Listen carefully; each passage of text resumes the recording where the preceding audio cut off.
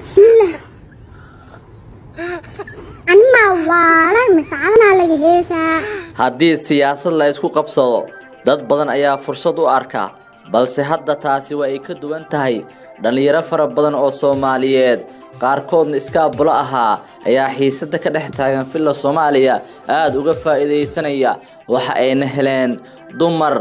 ama haween aan lacag ka rabin balse guursanaya haddaba daawade si aad warbixinteena u sii daawato fadlan channelkeena subscribe saara oo la wadaaga asxaabtiina sina shargareeya mahadsanidin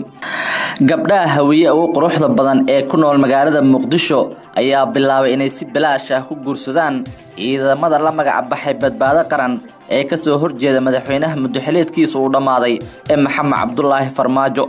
goobaha ay ku sugayeen ciidamada badbaado qaran sida meelowdhow isgooska sayidka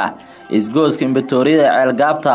mirnaayada iyo goobaha kale ayaa waxaa lagu arkayaa gabdho aad u qurux badan kuwaas oo wada sheekeysanayaan ciidamada waxaana xogta la helay ay sheegaysaa in toddobaadkan ay dhacayaan dhowr aroos oo loo dhigayo ciidamada badbaado qaran iyo gabdhaha hawiye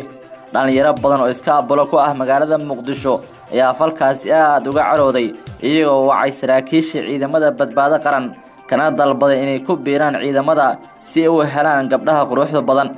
caasimada Soomaaliya ee Muqdisho ayaa laga dareemayaa u diyaar garowga arooska gabdhaha hawiye iyo ciidamada badbaado qaran waxaana meesha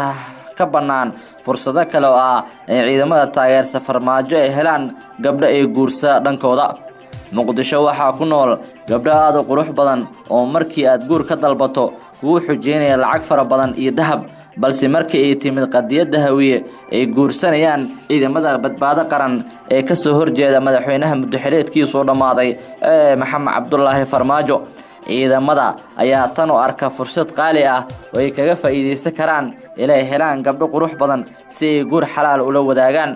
waalidiinta qaarkood ayaa arintan ku taageeray gabdhaha Soomaaliyeed talaabadan ay sameeyeen oo si bilaash ah ay ku doonayaan in lagu guursado tobaadada soo socdo askar badan oo tobaadkii la soo dhaafay iskaabulo ahaa ayaa hadda ka baxay iskaabulnimada kuwaas oo ku biiraya xaaslayaasha